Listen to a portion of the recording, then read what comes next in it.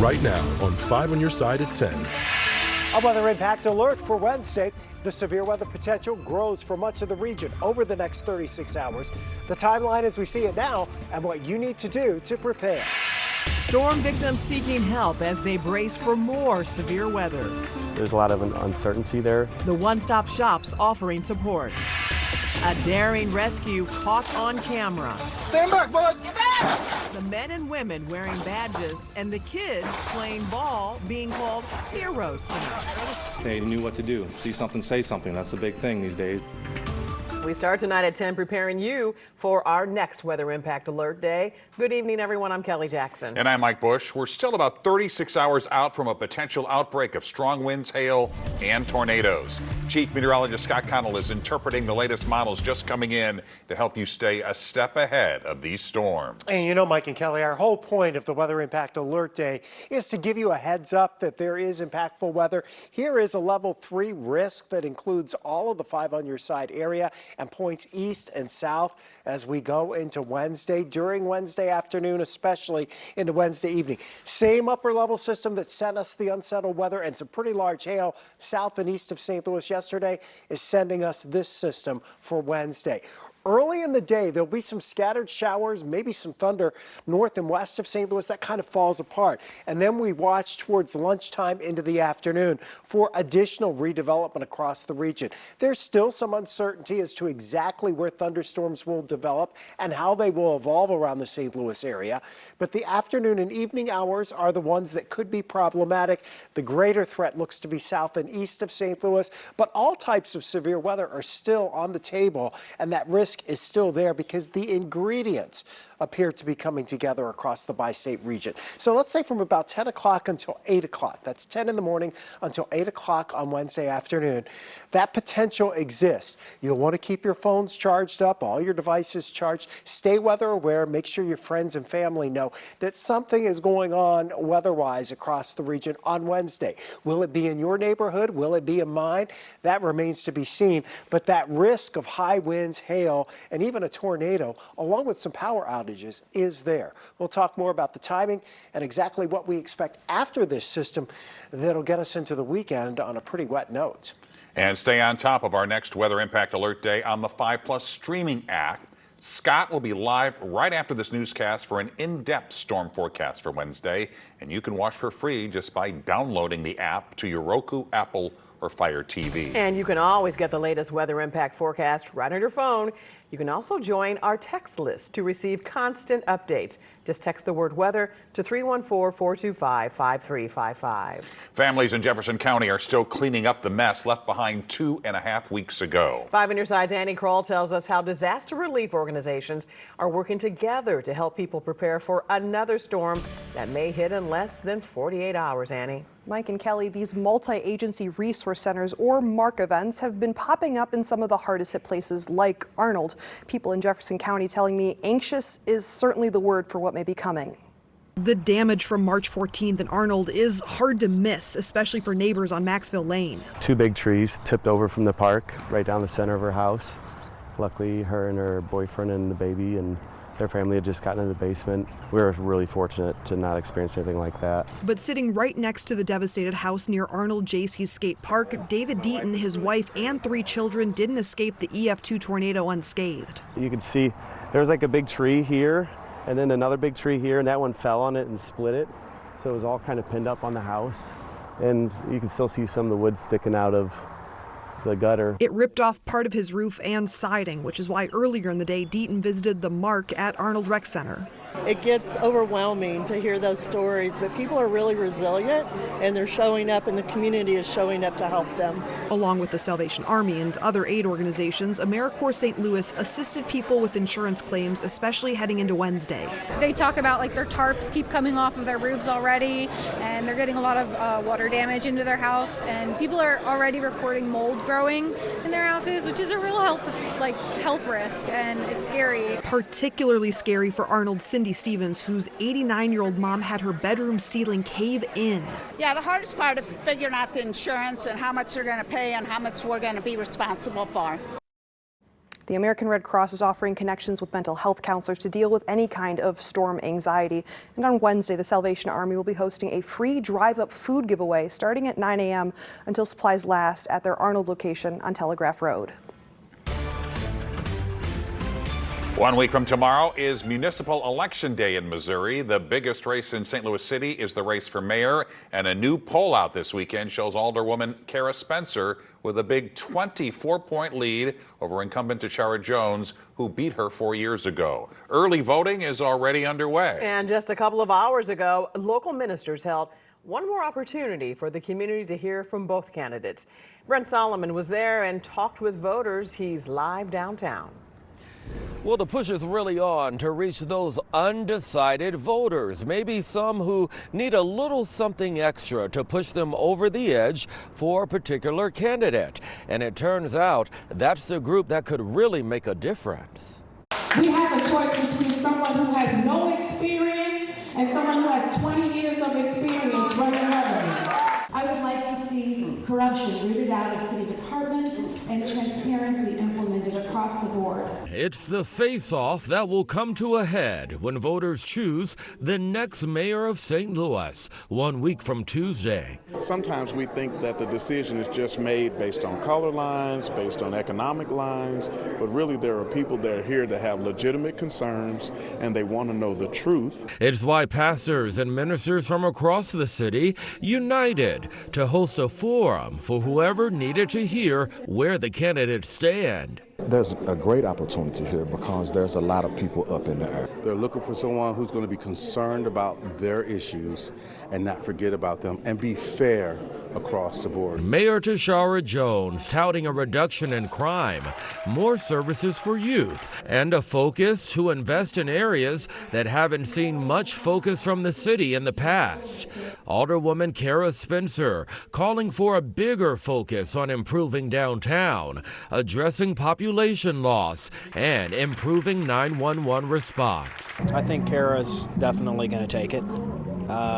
We've tried Jones. I like what she has to say, and yeah, people mess up, but I like Kara's vision better. You want to turn her and say Tashara's not doing her job. She can only do so much in 4 years. I've always been with Tashara because I know it takes more.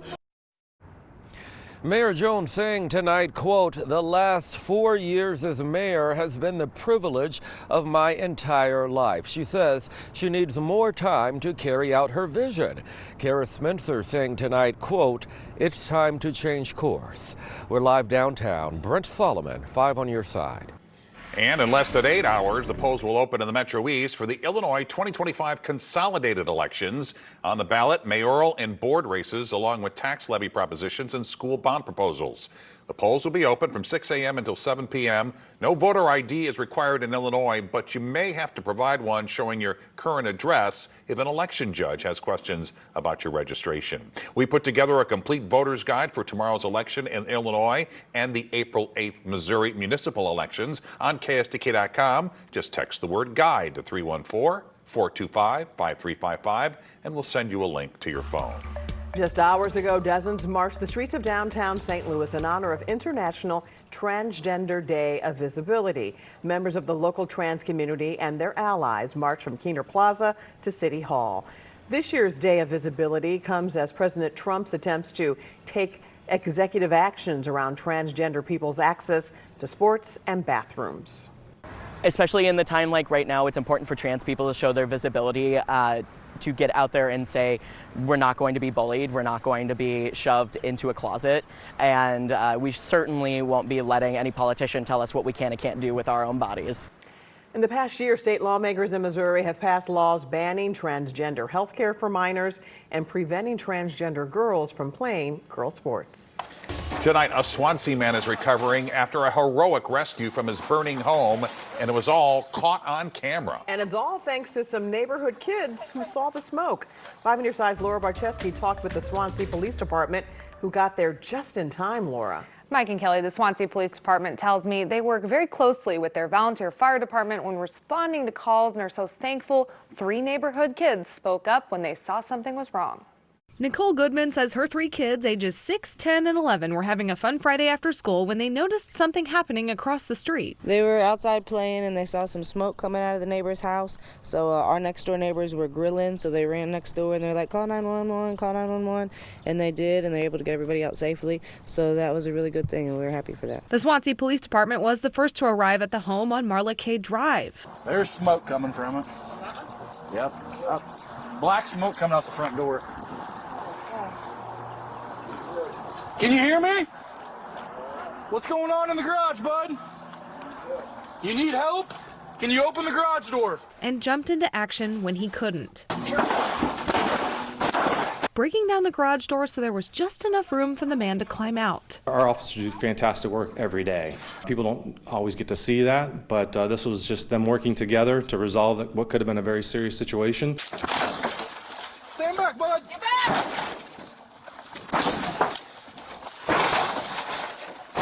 Here, let's hit it at the same time. Ready? Swansea Police Chief Matt Blumberg says fire crews were right behind them to put out the fire and transport the man to the hospital. And while he's proud of his officers, he says these kids are heroes too. They knew what to do. See something, say something. That's the big thing these days. And they acted quickly, and as a result, this gentleman is still with us. Nicole says she too is proud that her kids wanted to make sure everyone was safe. Tell your kids, you want to look out for the people in their neighborhood, and their neighborhood will help look out for them and teach them to do right, and they'll do the same. The fire department says because they were able to focus on the fire so quickly, the damage was contained to the kitchen and likely can be repaired. The police department says the man is also expected to make a full recovery. A change in Catholic Church leadership tonight in the Metro East. Today, Pope Francis appointed Bishop Michael McGovern as the new Archbishop of Omaha, Nebraska. The 60-year-old has led the Diocese of Belleville for 5 years. He'll be installed May 7th. A new bishop for the Belleville Diocese has not yet been named. A popular and controversial documentary uncovered a Missouri woman's lies. There can only be justice from the court if those individuals are honest with the court. Tonight, the prison time, the star of Chimp Crazy faces after making her plea in St. Louis federal court. Forgotten funds, the new tool that could lead you to a retirement savings surprise. Severe storms for some, strong storms for many on Wednesday, and plenty of rain for all of us by this weekend, courtesy of this weather pattern. The Weather Impact Alert timeline in 6 minutes. The Missouri woman featured in the HBO documentary Chimp Crazy is likely headed to prison after admitting in federal court she lied under oath. Tanya Haddix pleaded guilty today to perjury and obstruction of justice charges. The former owner of the Festus Missouri Primate Foundation was forced to hand over multiple chimps to PETA in 2021. She told them one primate, Tonka, had died. The 2022 documentary showed she lied and hid the chimp in the basement of her home at the Lake of the Ozarks. She gave false representations and false declarations to the district court, and when those individuals are not honest and they make false representations, the court is left, we are all left with lack of justice. We're very happy that we were able to negotiate a fair resolution that was in our client's best interest. She looks forward to putting this behind her. Haddix is set to be sentenced in July. She faces up to 10 years in prison.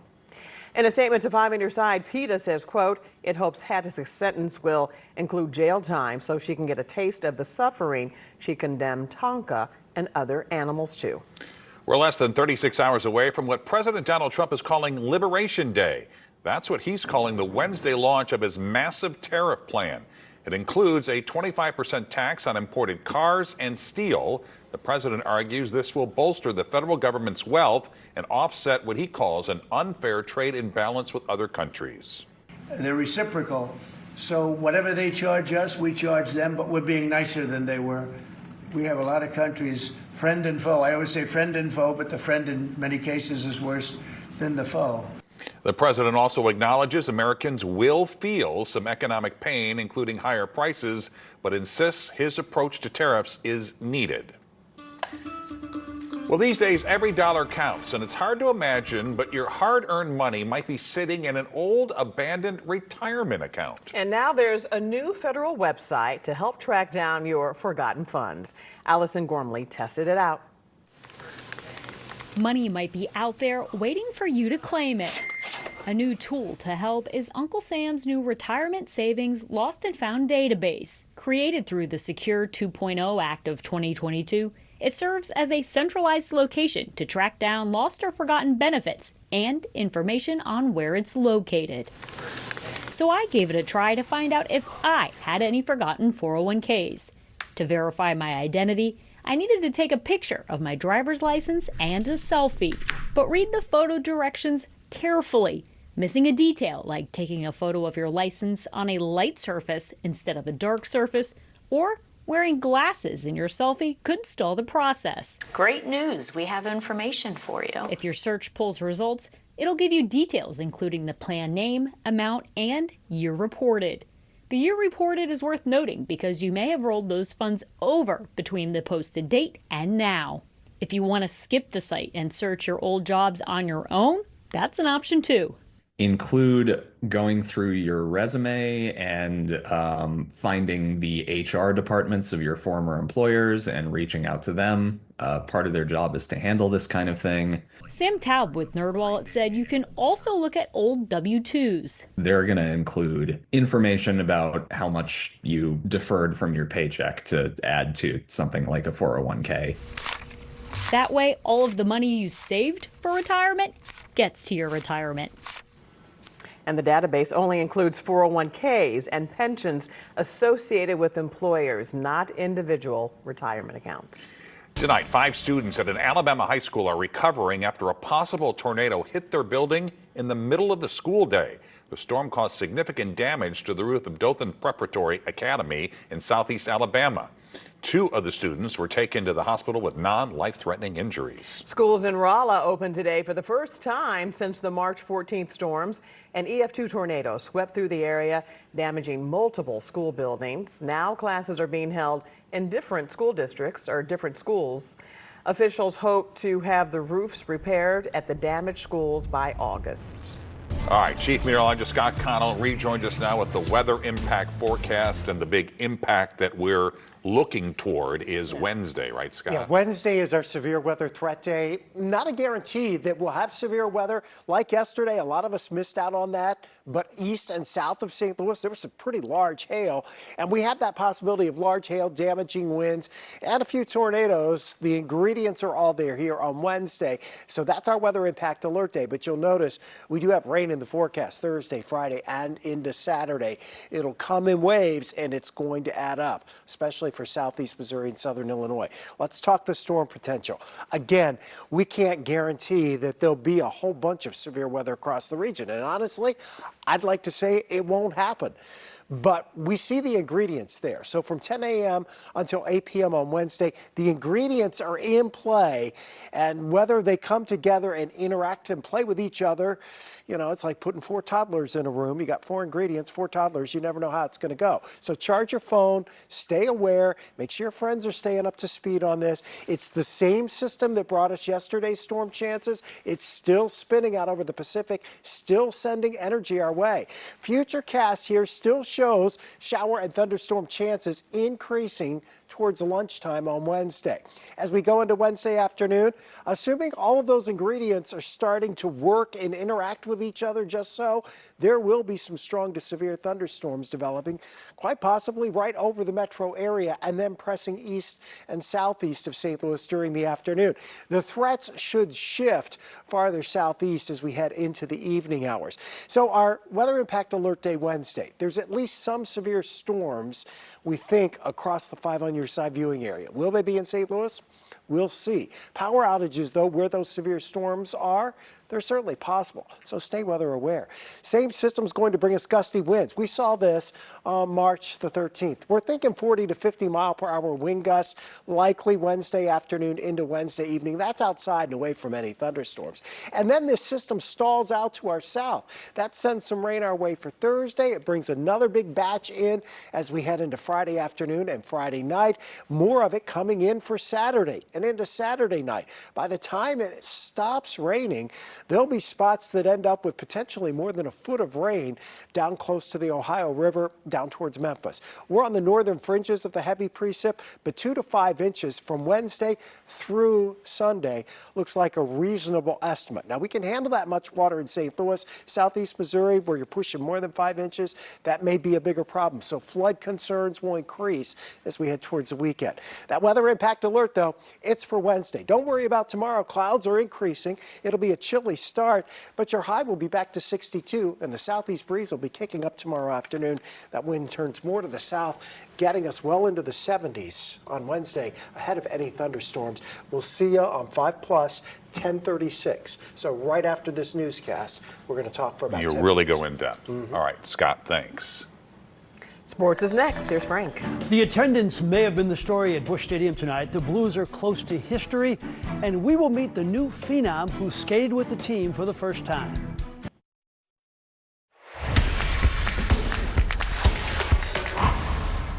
About 20 years ago, the Cardinals had a young catcher who was struggling to find himself as a hitter.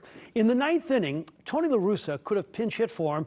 He didn't because he knew he had to have that catcher come through for him later in the year. He wanted to show he believed in him. They lost that game, but that catcher figured it out. His name was Yadier Molina. That leads me to tonight. Cardinals and Angels. Lars Nootbaar leads off the game with a homer, 2 hits and on base 4 times. Cardinals up 1-0. In the second, Brendan Donovan, who may be the most complete player on the squad, will make it 2-0 with that blast. Miles Michaelis went 5 1/3, allowed just 2 hits and 2 runs, and struck out 3. The crowd was a story too. 21,206, the smallest crowd in that stadium's history. Bottom 10, Mason Wynn, 0 for 14 on the season. Ali Marmol could have pinch hit for him, but like La Russa, he knows he will need him later. The strikeout, and the Angels win it 5-4. So the longest win streak in Blues history is 11 games. That happened in 2019. They could break that record at home on Saturday against Colorado. That's providing they first beat Detroit on Tuesday and Pittsburgh on Thursday. The phenom Jimmy Snuggerud hit the ice today for the first time as a Blue. His glitzy college career at Minnesota ended about a week ago, and he could also win the Hobie Baker Award as the Player of the Year. Signs point to him actually playing tomorrow night, although the coach was non-committal on that topic. The rookie spent last night in a hotel and got a ride to practice from the captain, Braden Shen. He's going to be nervous. He was nervous today. He flat out said it, right? He's never even done an NHL training camp, right? So it's our job to make him feel as comfortable as possible, as quick as possible, and obviously as elite talent. What's that ride like, talking with the captain on the way to your first? Yeah, it's cool. Just kind of learn from his experiences, and that he's been through so much as a player, and you get to ride car with him and be his teammate now. It's so cool to just kind of learn from him and see life through his eyes. Think of the youth being served for the Blues. In addition to 20-year-old Jimmy Snuggerud, there's 19-year-old Dalibor Dvorsky, 22-year-old Zach Bolduc, Jake Neighbors is 23, and so are the Edmonton imports, Philip Broberg and Dylan Holloway. Robert Thomas is just 25 also. Last night I had Blues coach Jim Montgomery on Sports Plus. Have you been around an organization that's got this much young talent? Ever? I haven't. Not in my time as a coach in the NHL. It's really exciting. And the good thing is we have the core leaders above them that have somewhere between 14 and 7 years experience that are showing them how to be pros every day. The Battlehawks will be in action at 5:30 on Sunday in the Battle Dome, and I imagine the place will be rocking like it always is, especially after that dominating performance on Friday against the Roughnecks. Get this, the Battlehawks offensive line was named the UFL Offensive Player of the Week. Why not? They rushed for 274 yards in the 31-6 trouncing. The challenge is, how do you do that every week? How do you maintain what you've started? And I love that. I think that's great, and to help and mold players, but also give them the guidance and the perspective and the messaging so that we can get this thing done and treat every week differently. St. Louis University is getting a player in the portal. He is Paul Otinio from Quinnipiac, 6'8", 225, born in Kenya. The power forward will be a senior at SLU. Now, last season, he averaged 13 points and 9 rebounds a game. He will be a nice power forward to go alongside Robbie Avila. Lots of activity right now in the portal, and thank goodness we have people like Kelly Jackson contributing thousands of dollars to bring in these players. You know it. Yes. Absolutely. Thanks. And when we Frank. go to break, she'll say, "What's the portal?" You know that. You know me. An Olympic legend is coming to the home of the first U.S. Olympic Games, and another medal is not the honor she's receiving. The GOAT is coming to Washington University. Simone Biles has been named this year's commencement speaker. The most decorated gymnast in history will also receive an honorary doctor of humane letters.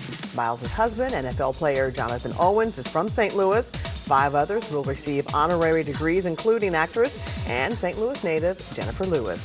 This year's graduation is May 12th at Francis Olympic Field.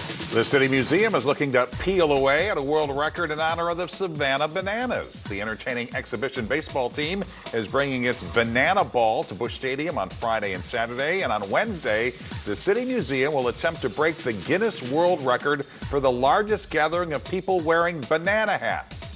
But you must buy a ticket on the museum's website to participate, and apparently not be afraid of the rain, because it's going to be raining Wednesday. There you have it. 5 on your side at 10. We're always streaming on 5+. Be sure to start your day with Today in St. Louis. That starts at 4 a.m. Have a great tomorrow.